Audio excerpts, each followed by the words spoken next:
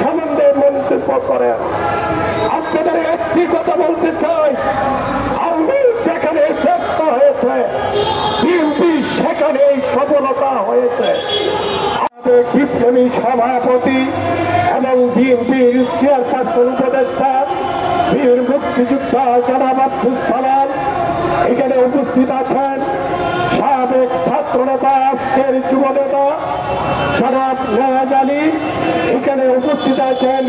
নেতৃবৃন্দ, আমার বক্তৃতা আমি করব না, বক্তৃতা করবেন সালাম ভাই। আজকে 2 দিন যাবৎ বিএনপিকে নিয়ে এই উপদেষ্টারা কিছু প্রশ্নের অবতরণ করেছে। এই উপদেষ্টাদেরকে আমি বলতে চাই, গণতন্ত্র হত্যা করেছে শহীদ রাষ্ট্রপতি জিয়াউর রহমান, বহুদলীয় গণতন্ত্র প্রতিষ্ঠিত করেছে। আওয়ামী লীগ যেখানে সংসদপত্রের সমস্ত বন্ধ করে দিয়েছিল, আর বিএনপি সমস্ত সংবাদপত্রের স্বাধীনতা দিয়েছিল। বন্ধুরা আমার, বিএনপি গণতন্ত্রে বিশ্বাস করে, আর বিএনপি গণতন্ত্রে বিশ্বাস করে বলে এরশাদের বিরুদ্ধে আন্দোলন করেছিল এই বেগম খালেদা জিয়া। আর ৮৬ সালে এরশাদ যখন নির্বাচন দিয়েছিল, ওই শেখ হাসিনা জাতির সাথে বেইমানি করে ৮৬ নির্বাচনে গিয়েছিল। আর বেগম খালেদা জিয়া ওই ভোটে লাঠি মেরে বাংলাদেশে আপোষহীন নেত্রী হয়েছে। এরশাদের সাথে বিএনপি আপোষ করে নাই, আপোষ করেছে আওয়ামী লীগ। তাই আওয়ামী লীগের সাথে বিএনপিকে সমতুল্য করবেন না।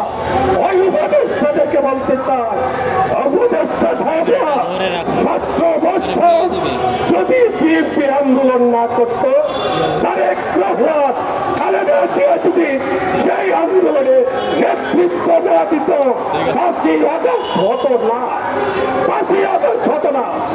বিএনপি 20 দলীয় জোট আপনারা সহ আন্দোলন হয়েছে।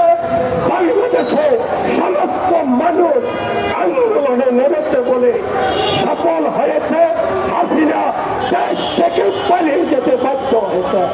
আমি উপদেষ্টাদেরকে বলতে চাই, আপনারা বিএনপি মহাসচিবকে কথা বলেছেন, আপনারা ওই অর্থ উপদেষ্টা, ওই তথ্য উপদেষ্টা, আপনার এক আত্মীয়, নাম বলতে চাই না, ওই সাংবাদিকদের কাছে মেরা দেওয়ার জায়গা আপনার নাম ব্যবহার করে সেই মেরা দেওয়ার জায়গা কে দখল করেছে? কে দখল করেছে? জাতি জানতে চায়, জাতি জানতে চায়। উপদেষ্টা হয়েছে 5 মাসেই ওই কুরআনের জায়গা 5 দখল করা হয়েছে, মেরা দেওয়ার বাজার দখল করা হয়েছে।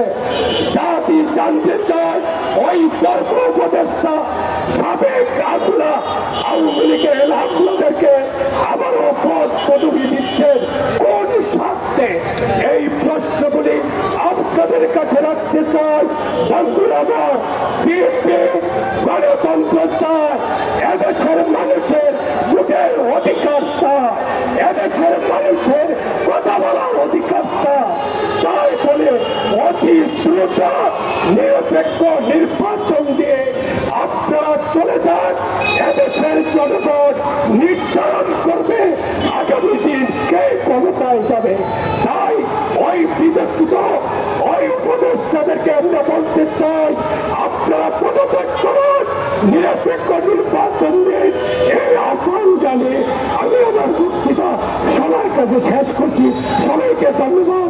বেগম খালেদা জিয়া জিন্দাবাদ, তারেক রহমান জিন্দাবাদ। সম্মানিত উপস্থিতি, এই পর্যায়ে আপনাদের সামনে